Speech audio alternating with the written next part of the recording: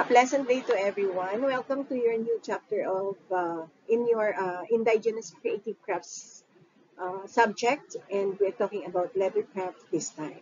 So traditional leatherwork in the Philippines, a cultural craft, and we are going to be discussing about the involvement of the Philippines in crafting leather goods like wallets, belts, and bags, which showcases the meticulous craftsmanship of people from all over the Philippines, especially in Marikina, places like Marikina, Batangas, Mindanao.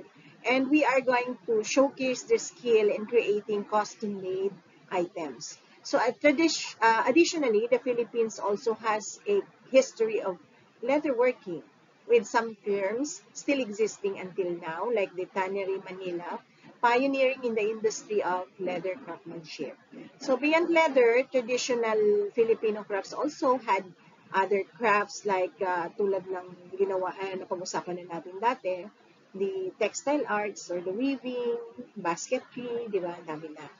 So leather crafting in the Philippines, particularly in Marikina, places like Marikina, are renowned for their skill in crafting leather goods. So pag-uusapan din po natin yan dito.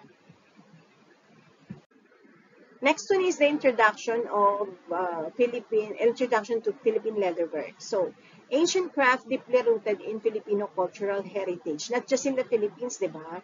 But when the Spaniards came, they shared with us their traditions at iba pa nating mga mananakop, shinare pa natin. But the basic reason why leathercraft has been in existence, not just in the Philippines, but also in China, places like China, the Americas, and even particularly places that has cold climate in Europe, Russia, Mongolia, etc.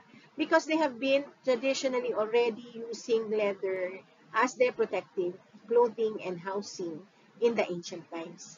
So during the Ice Age, no, even during the cold climate pa ang mundo, that time people or humans existed and survived the cold weather because of leather.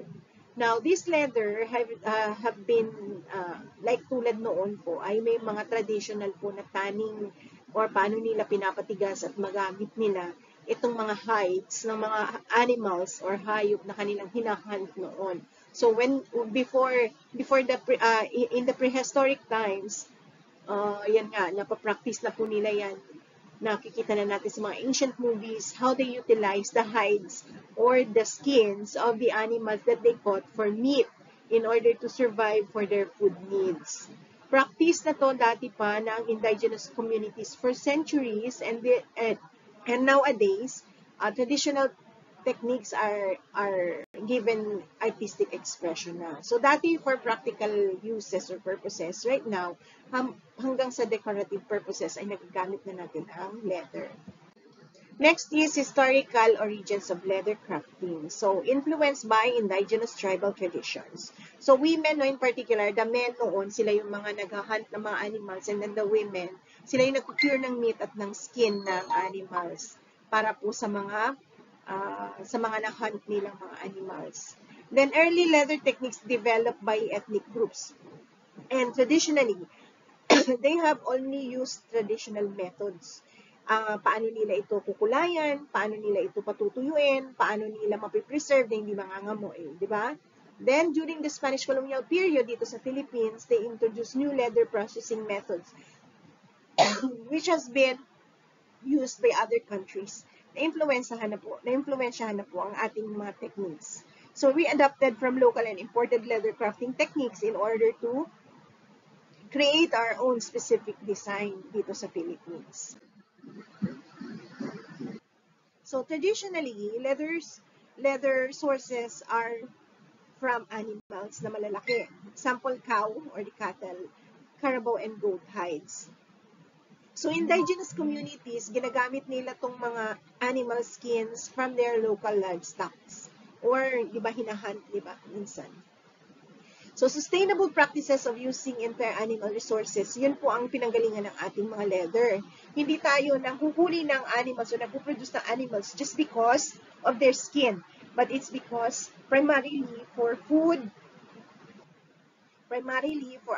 needs. Kaya ang nangyayari po ay para magamit o ma-utilize at hindi ma-waste po yung mga iba pang part ng animals ay atin po itong ginagamit. And we preserve the leather to create other crafts or other practical na mga uses niya. So key leather crafting regions involves number one, Marikina. So kahit naman tayo, di ba, we already know that the Marikina is the shoe capital of the Philippines. Sila yung kinukuhanan natin. So leather artisans in the Philippines, particularly in areas like Marikina, are renowned for their skill in crafting leather goods. So these artisans, no, itong mga artisans natin, create a variety of items from wallets and belts to bags, often with intricate designs and meticulous attention to details. So doon po tayo nakikilala. Nakikilala po yung Philippines because of the shoe capital of the shoe capital of the Philippines, which is Marikina. Mindanao also has indigenous leather crafting techniques as well as Ilocos with their unique leather decoration methods. But you can further search about Ilocos and their unique decoration methods and comment them in the comment section of the YouTube lecture. So Batangas is also known for their traditional leather processing center. Why? Because they produce the balisong, and the balisong needs a housing, di ba? Kung sa phone natin ay may cellphone case tayo, sila may balisong case. So balisong case together with, and they are very famous. Kahit po yung belt nila, di ba? Pag sinabi nilang Batangas po to galing belt. Ang balisong na to galing Batangas, pero when you inspect the leathercraft casing, yan, makikita nyo po na may intricate details din pong ginagawa ang mga tagagawa ng balisong to fit the balisong in the case. So Mindanao also have their indigenous leather crafting techniques. Ito sila na, sa Mindanao naman kasi, yung kanilang mga tali sa buhok, yan, yung kanilang mga beads, may mga leather din po yan, na nilalagay sila. So ito nakikita mo to sa museum nakita namin to sa museum. This particular image sa likod nila sa background. Nasa museum po yan, National Museum natin. Traditional leatherworking tools. So, ito na pag-uusapan natin yung mga tools kasi kayo din gagawa din kayo, di ba? But we will just create simple leather craft ang gagawin nito. So, ito po sa mga experts or even if you ask around, no, pwede rin kayong mag-create ng inyong sariling interview with the leather crafting businesses dito around Marikina. Makikita ninyo yung handmade cutting tools nila, yung traditional wooden frames, manual teaching implements, natural dyes and coloring agents, and specialized carving and embossing tools. So, complete leather sewing kit. Ayan po itsura ng complete leather sewing kit.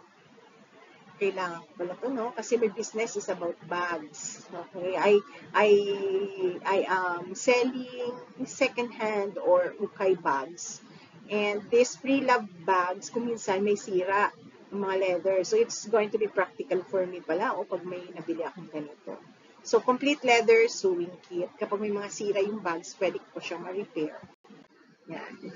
So, meron din po tayong specialized carving and embossing tools. Ito yung mga pang-design. Ang mga ito nakikita sa Shopee. Natural dyes and coloring agent. So this one is not in the wala dyan sa inyong pero I want you to take note of this. Pag wala ito, ibig sabihin hindi kayo kayo nakinig ng lecture, ha. So this one is the part na hahanapin ko sa notebook nyo. So one example of natural dyes and coloring agents is the vegetable tanning. Tanning, T-A-N-N-I-N-G. Traditional leather tanning method that utilizes natural tannins derived from plants to preserve and transform animal hides into leather.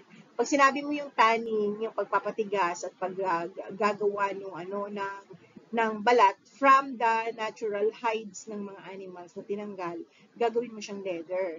So gagamit ka ng natural na method which is vegetable tanning. And ang mga vegetable na to ay gumagamit ng mga sources na nagbibigay ng sadyang kaibang kulay sa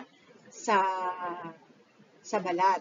So this process involves soaking the hides in solutions containing tannins from sources like bark, leaves, and roots. roots ng tanim, which alter the hide's protein structure, making it resistant to decay.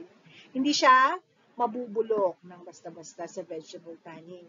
So ito po yung mga natural ingredients, and it relies on tannins extracted from plants. So making it more environmentally friendly compared to some other tanning methods. Yun lang, it's very slow yung process nito, and it is more time consuming compared to chrome tanning. And ang vegetable tanning, it takes weeks or even months. So vegetable tanned leather often has a rich patina or shine, patina, P-A-T-I-N-A, a shine that develops over time, and a softer, more supple feel with use. So, medyo more supple siya, kumbaga medyo malambot siya na klase. It is used in high-end products like belts, saddles, so yung sa mga ano nga ba yan? Sinasakyan sa kabayo, and bags, as well as some types of footwear.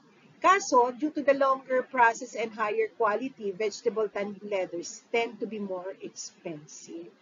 Okay? So, hides are immersed into solutions, increasing the concentration of tannins. And these are dry. The hides are dried to further stabilize the tanning process. So, after na sila po ay makulayan, mawax, ito po ay na-enhance ang kanyang appearance and durability. Ano po yung advantage or benefits of vegetable tanning? It uses renewable plant resources, and it is also durable and long-lasting. Kasi, dito, sila po ay nagiging well-known for its strength and longevity. Malambot din kasi siya, at saka parang kakaiba talaga siya. May unique aesthetic quality siya na nakikita mo talaga over time. Kumbaga hindi siya nasisira ang leather kahit tumagal pa siya. Okay? Next one, manual stitching implements. Ayan po. May mga pang-manual din na gamit. Lalo na po sa shoes, no, paggawa. Etong wooden frames, yan. Meron silang ginagamit na wooden frames kung anong size ng paa yan. Size 5, 6, 7, 8. Yan. Ginagamitan po nila yan ng wooden frames. Now, techniques of hand leatherwork, vegetable tanning method or process, I already mentioned. Hand cutting and precise measurement. Makikita nyo po yun sa video na in-insert ko at the end of this lecture. Panoorin nyo po paano nila ginagawa basically. Traditional stitching methods, intricate decorative embossing, and natural dyeing techniques. Yan. Makikita nyo yan dun sa video. I cannot do this on my own, no? So I'm relying on that additional video. So cultural significance of leather craft represents Filipino artistic heritage and tells stories through intricate designs. So it also preserves traditional craftsmanship and connects modern artisans with ancestral techniques. Economic importance for local communities. Yan. Di ba yung local communities natin, we rely on manual labor. And this manual labor is created with love and care. Kumbaga may tender, loving care. Yan. Compared to leather works that are created in factories or modern fabrications na. Now, contemporary leather products includes traditional bags and wallets, decorative accessories, cultural costume elements, modern fashion items, and functional everyday leather goods. So, yan naman po ang pag-uusapan natin dito. Tungkol po sa inyong mga gagawin na mga crafts, di ba? So, doon po, andito po sa susunod na mga slides. So, challenges in modern leather work. So, modern leather craft faces challenges related to quality control,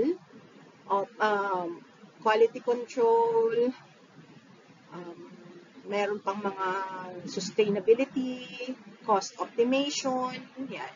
Competition from mass-produced items, declining number of traditional artisans, need for skills preservation, economic challenges for small craftspeople, and importance of cultural heritage conservation. So, modern leather craft faces challenges related to quality control. Tulad ng sinabi ko, handmade or handcrafted leatherwork are often done with TLC or tender loving care. Unlike po dun sa mga mass-produced na mga items. So even in Shopee, di ba, or Lazada or any other online buying platform, di ba, makikita ninyo na ang dami pong murang balat or leather craft na mga leather crafted na mga wallets and bags na being sold in lower prices. May cost optimization kasi kumbaga uh, mahirap talaga pag ginawa siya ng mano-mano compared to factory, di ba? Yung sustainability is another question dito, di ba? Paki-add nyo yun sa notes nyo. Sustainability sa challenges in modern leatherwork. We have to have synthetic leather na, di ba? Yung iba naman synthetic leather na ginagamit kasi mas mura, di ba? And workforce development kasi nagkakaroon na ng declining number of traditional artisans. Sabi nila, wala kasing kinikita pagdating sa pagsasapatos.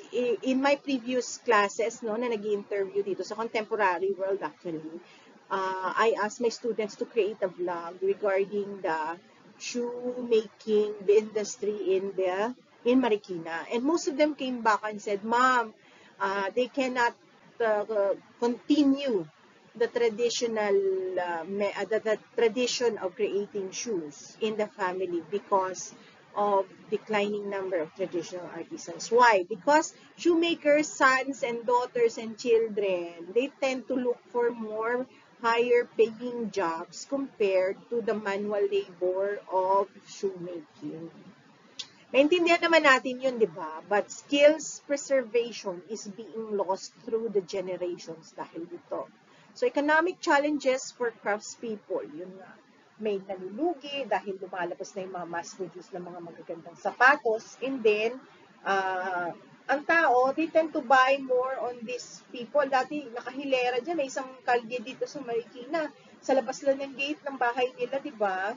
Meron na pong mga shoes na nakadisplay. Kasi bawat tahanan halos ng mga Marikenyo ay namuhunan para sa paggawa ng sapatos. So, economic challenges for small craftspeople and importance of cultural heritage conservation. So, quality and consistency also, no, nagiging question din, ensuring consistent quality and homogeneity across different batches, no. Mahirap din daw pong gawin yon. Kasi, kumbaga, iba talaga kasi yung precise siya sa machine compared to the manual laborer. Yan daw, isa sa mga nagiging, nagiging question. Yan. The environmental impact of leather production, no, particularly wastewater and the use of chemicals, requires tanneries to adopt sustainable practices and technology. So, kahit paggawa po ng balat mismo ng leather, sa tanning yan, na kumbaga paggawa ng mula sa fresh na balat ng hayop into the beautiful dried leather, na gagawin into shoes and belts, etc., and wallets and bags, ay nagiging challenge na rin. Kasi kailangan mayroon tayong waste management, and we also need to explore alternatives in tanning method like green tanning, kung mga healthy or sustainable. So workforce naman, di ba? Training and retaining qualified staff is essential. Kaso yun nga lang, kasi di ba historically passed down through generations ang skill na to. Yun nga lang nagiging problema na. Then we also have intellectual property problems kasi counterfeiting of leather goods and footwear is a significant threat to the industry, particularly for brands known for quality and craftsmanship. Di ba kung minsan ang ganda-ganda na po ng ginawa ng Marikenyo na sapatos, kukopyahin yung design with other brands who are already well-known. And these crafts are being counterfeited, pati itong mga design natin. The leather goods as well for the footwear and other industry. So the supply of raw hides can be affected by factors like declining meat consumption, animal diseases, and changes in farming practices, impacting the availability and cost of materials. So automation is another ano din ha, yan sa number 1, competition for mass-produced items. Innovation and automation, no, adapting new technologies, including digitization and automation is crucial. Dahil ito, number 1, nagpapa-improve naman ng efficiency and competitiveness in the modern leather industry. Pero kawawa nga lang yung mga handcrafted labor na binibigay po ng mga manual labor po compared to machine operated laborers. So nandito yung environmental impact din.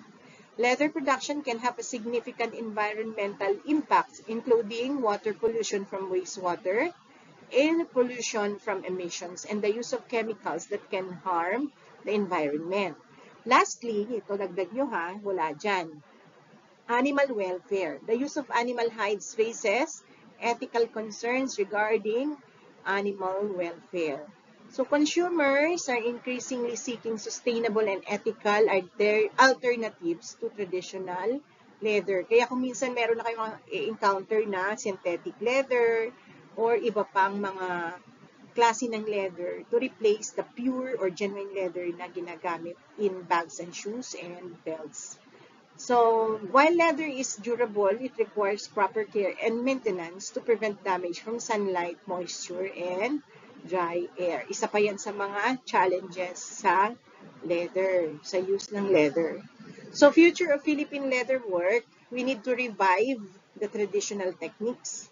Diba? Para mag-survive po yung mga small businesses natin ng shoemaking, especially here in Marikina, we have to revive them. Kaya ang MPC po ay meron din pong mga program tulad niya na nag-i-encourage sa mga traditional shoemakers ng Marikina to share their knowledge and their techniques dito po para mapatuloy po ang ating pagsusuporta sa local artisans and cultural tourism opportunities. It will also help us create sustainable and ethical leather production and integration with modern design.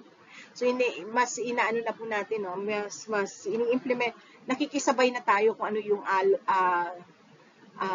yung daloy ng business dito, shoemaking business, by integrating into the modern world of modern design ng mga sapatos, as well as modern designers.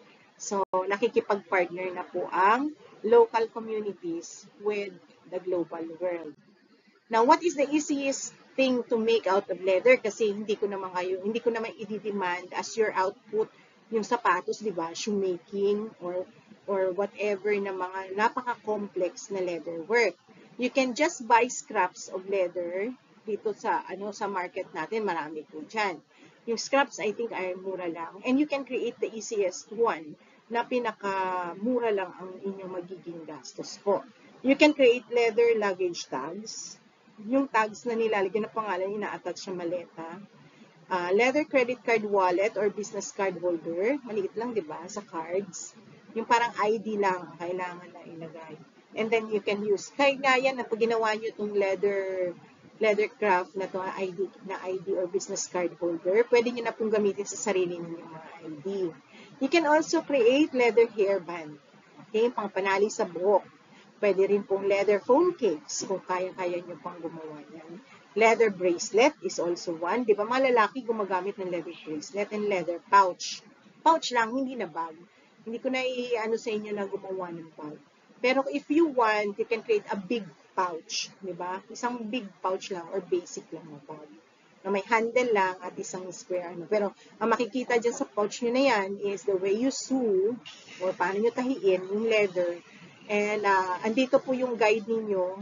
Magkakaroon kayo ng guide sa paggawa niyan dito sa video na i-attach ko at the end of the lecture. So kung may mga tanong po kayo dyan about the creation of this certain leather items, pwede nyo pong i-search in YouTube. And then you can search kung paano po sila gawin. Hindi ko naman pwedeng i-demo sa inyo because I don't have that basic background or knowledge. But a lot of videos showcases how you can create a specific item para sa grupo ninyo. Now, if you want pwede kayong gumawa ng mga maliliit na bagay para mas mura lang din ang magagastos nyo. Next one is your criteria or evaluation, Leathercraft product evaluation review. So, ayan na ha, kapag kayo may 5 points and you demonstrate masterful leather manipulation techniques with flawless precision, including complex cutting, stitching, and finishing. Kailangan din na meron ding minimal errors lang, di ba? Hindi masyadong, although, I would love to see beautiful products, wag naman kayong bumili lang. Okay?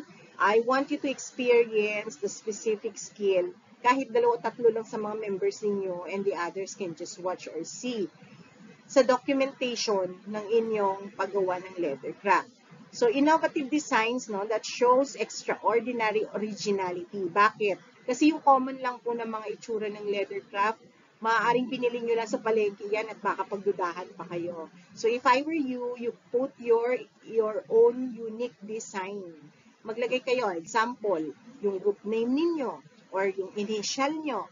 Lagyan nyo po siya ng, para meron lang tayo makitang originality at saka, kumbaga makikita natin na inyo talaga yung idea. The product demonstrates exceptional durability and functional performance. Kumbaga nagagamit siya. If hindi naman siya mapapakinabangan, huwag nyo na lang pong ipasa.